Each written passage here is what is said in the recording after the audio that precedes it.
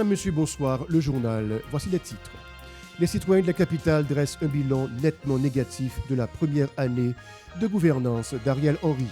Le docteur Inobert Pierre a été libéré contre rançon mardi. Il a été enlevé le 11 juillet à la Croix des Bouquets.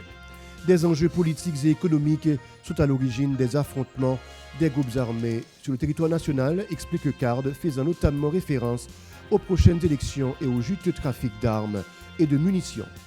Les propriétaires et chauffeurs de véhicules ainsi que les conducteurs de taxi-moto se disent toujours préoccupés par la rareté fictive du carburant sur le marché. Le Premier ministre Ariel Henry a honoré mercredi 65 policiers suite à leur contribution à la lutte contre l'insécurité. Vers l'amélioration du système carcéral, l'organisation Avocats sans frontières a présenté mercredi un document intitulé « Guide pratique sur le recours en habeas corpus » lors d'une cérémonie à Pétionville. Restez avec nous pour le développement. Si vous jugez que cette vidéo est intéressante, n'hésitez pas à liker et partager la vidéo. Et surtout, n'oubliez pas de vous abonner à cette chaîne et activer la cloche de notification pour ne pas louper aucune de nos vidéos. Nous le disions en titre, Madame, Monsieur, les citoyens de la capitale ont dressé un bilan nettement négatif de la première année de gouvernance d'Ariel Henry. Ils ne sont pas du tout tendres avec le chef du gouvernement en raison de l'aggravation de la crise socio-économique exacerbée par l'insécurité chronique. Pour eux, l'équipe gouvernementale est de connivence avec les gangs armés qui terrorisent la population, déduisant que l'insécurité permanente constitue la pierre d'achoppement aux activités économiques. Écoutons leurs opinions recueillies par Esdra Jeudi et de Joseph-Philippe François.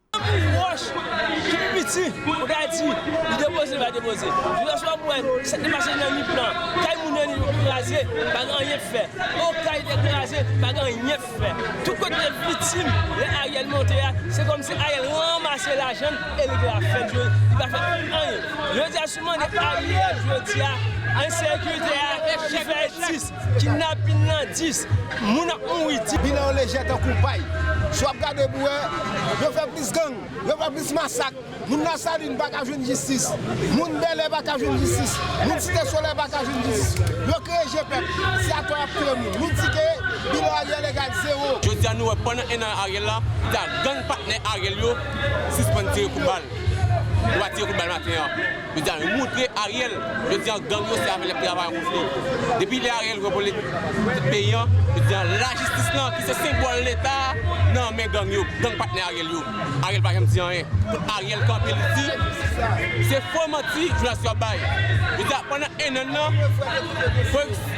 gouvernance corruption a taillé dans la République. Les bandits ont libéré mardi le directeur de l'hôpital Saint-Boniface de Fond-des-Blancs, Inobert Pierre, contre rançon. Le médecin a été kidnappé le 11 juillet à la Croix des Bouquets. Les activités étaient paralysées pendant plusieurs jours au niveau de ce centre hospitalier en raison d'un mouvement organisé par les collègues du docteur Pierre et les membres du personnel pour protester contre ce rapt.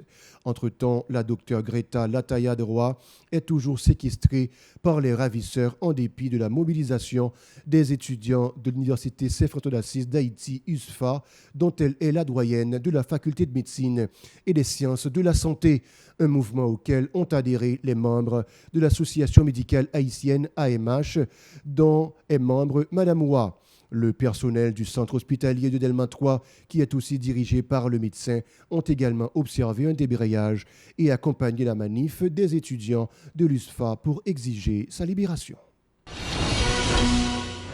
Les propriétaires et chauffeurs de véhicules ainsi que les conducteurs de taxi-moto se disent toujours préoccupés par la rareté fictive du carburant sur le marché. Ils affirment qu'ils arrivent à s'alimenter avec beaucoup de difficultés dans les pompes qui disposent du précieux liquide. Les files d'attente sont très longues à chaque opération de distribution. Ont rechigné ces consommateurs qui passent plusieurs heures de jour comme de nuit dans les stations-service en vue de faire le plein. Ils appellent les autorités à corriger cette situation qui les pénalise depuis trop longtemps. Ils sont au micro d'Aubert Charles et de Jean-Élie Ladresse. Depuis le matin, là, nous levons, saute la carrément depuis à 8 heures. Mal dans le premier pompe, dans les nains, malheureusement, gazaïo, dit le fini sous nous. Nous venons là depuis le matin, comme nous là dans les nains là, mais les nains pas avancé, petit pas, nous arriver. Donc, bon, ces conditions, ça l'État pays nous voulons pour nous vivre. Parce que nous-mêmes, nous à l'école, nous faisons l'université. Nous, les conditions sont pas bonnes pour nous. Nous décidons, nous gagnons des machines, ça, nous mettons dans la rue à commencer à faire comme manger chaque jour. Malheureusement, nous avons créé des conditions pour ne pas vivre, pour ne pas avancer. Parce que, vous imaginez nos gaz qui sont produits transversales. Si nous avons fait comme ça, nous ne pouvons pas joindre. Au moins, si nous montons, nous devons monter. Préférons monter, au moins, nous devons joindre, nous devons fonctionner. Ça même, je n'ai pas 2 mois là, de ma jambe là à cause des problèmes gaz. C'est dans ça l'État la guine. Mais mes côtés ni PHTK ni tête calé la guine. Cocoatiser nous, yo grappialiser un peuple. Mais ni on pays soi-disant dit qui est indépendant, mais nous qui ça nèg la guine. Plus loin, ses compatriotes ont exprimé leur ras-le-bol de la crise globale qui sévit au pays et qui s'est accentuée sous la gouvernance du docteur Henry. C'est la majorité qui paie les frais du laxisme de l'équipe gouvernementale, ont reproché ces citoyens qui déclarent que les autorités n'ont jamais inspiré confiance à la population désœuvrée. On écoute toujours leurs propos au micro d'Aubert Charles et de Jean-Élie Ladresse.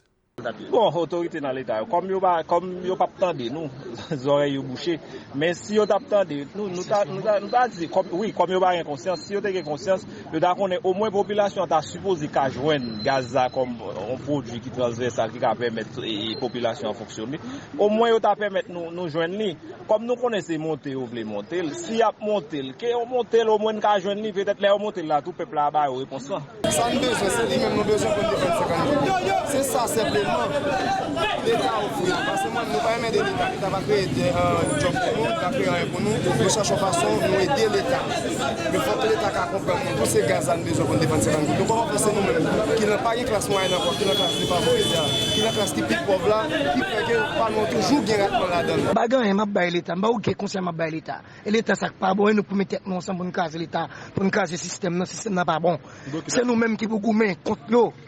Depuis nous finissons gommer contre tout, tout va fini. Prendre en l'air, prendre en bas, prendre voler avec veste, ne cap bas exam c'est tout net qui font ensemble pour nous porter ensemble pour nous finir avec ça. Le Premier ministre Ariel Henry, qui est aussi le chef du Conseil supérieur de la police nationale, CSPN, a fait des heureux au sein de l'institution policière. Il a accordé des signes de distinction mercredi à 65 policiers suite à leur contribution à la lutte contre l'insécurité lors d'une cérémonie au local de la Direction générale de la PNH à Clercine. Ces derniers ont été honorés par rapport au témoignage de leur supérieur et Ariel Henry a promis aux agents de l'ordre des primes de risque en vue de les encourager dans la traque aux gangs armés. Le DG AI France LB, qui s'est félicité de cette initiative, en a profité pour présenter ses remerciements au chef du gouvernement du fait d'avoir commandé de nouveaux matériels pour la force de police. L'organisation Avocats sans frontières a présenté aux membres de la presse mercredi un document intitulé « Guide pratique sur le recours en habeas corpus » lors d'une cérémonie à Pétionville en présence de plusieurs personnalités. Selon les responsables, il s'agit d'un outil technique qui permettra aux acteurs du système de lutter notamment contre la détention préventive prolongée. À l'occasion, la directrice de cette structure en Haïti, Gaëlle Pétillon, a indiqué que l'élaboration de cet ouvrage entre dans le cadre du projet Accès à la justice et lutte contre l'impunité avec le support financier de l'organisme canadien Affaires mondiales AMC.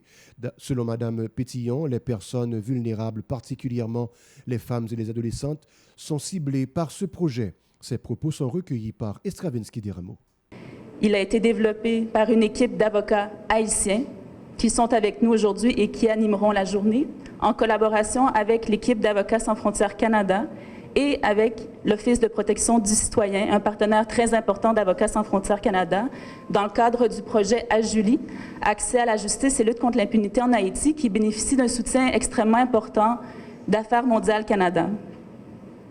Le projet AJULI vise notamment à contribuer à offrir une offre accrue de services d'assistance judiciaire à des personnes vulnérables, que ce soit des femmes, mais aussi des personnes en situation de détention provisoire abusive, en situation de détention préventive prolongée.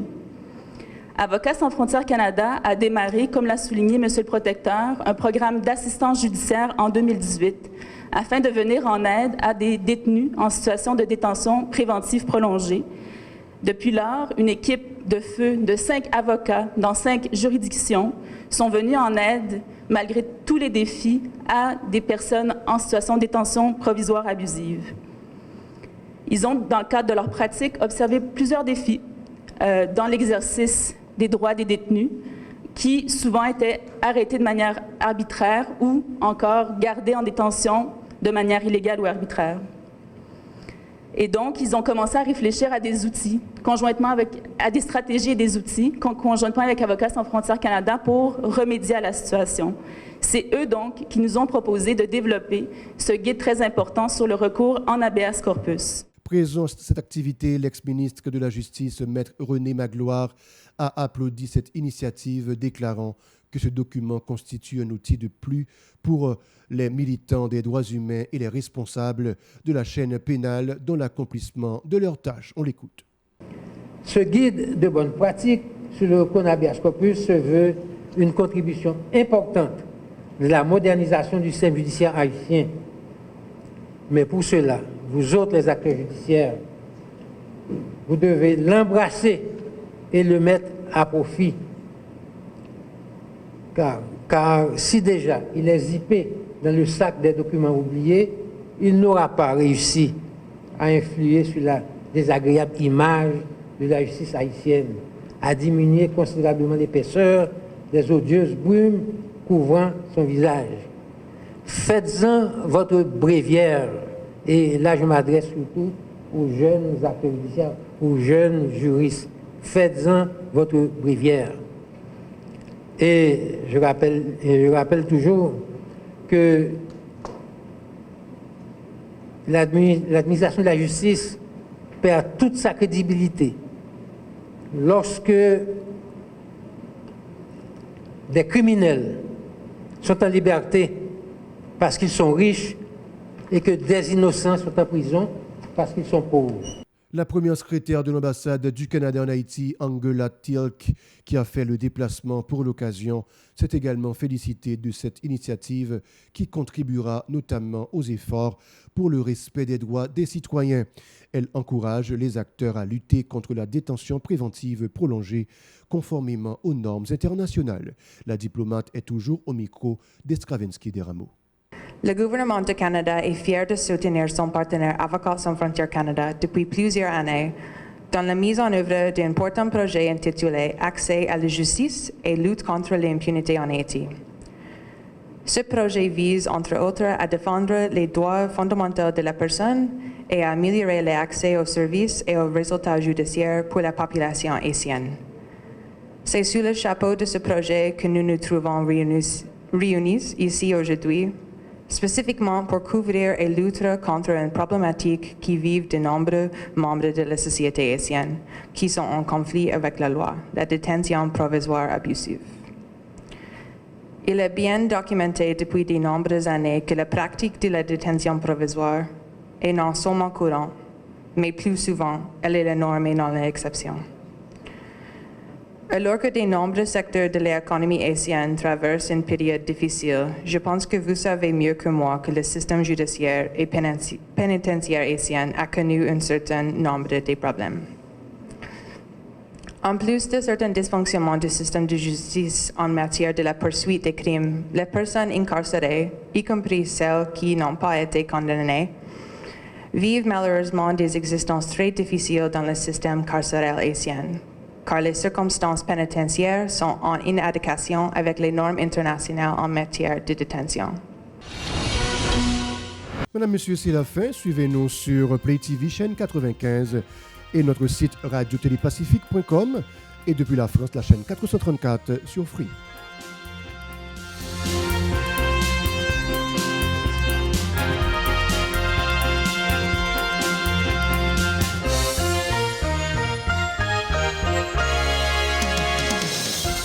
Si vous jugez que cette vidéo est intéressante, n'hésitez pas à liker et partager la vidéo. Et surtout, n'oubliez pas de vous abonner à cette chaîne et activer la cloche de notification pour ne pas louper aucune de nos vidéos.